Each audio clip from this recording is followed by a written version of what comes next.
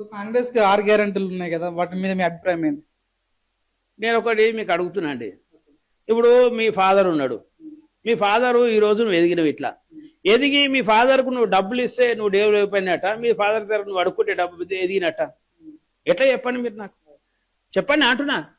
మీ ఫాదర్కు మీరు ఎదిగిన తర్వాత డబ్బు మీ ఫాదర్కు సంపాదించిస్తే ఎదిగినట్ట, లేకపోతే మీ ఫాదరే ఇంకా నీకు ఇస్తే డబ్బు ఎదిగినట్ట?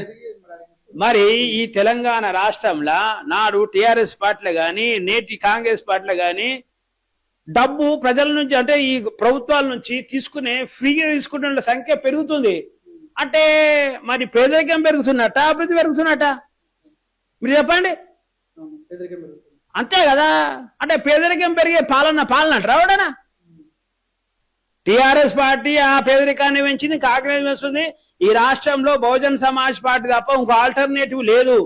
కాబట్టి రాబోయే రోజుల్లో ఖచ్చితంగా బీఎస్పీ పార్టీ అధికారం వస్తుంది.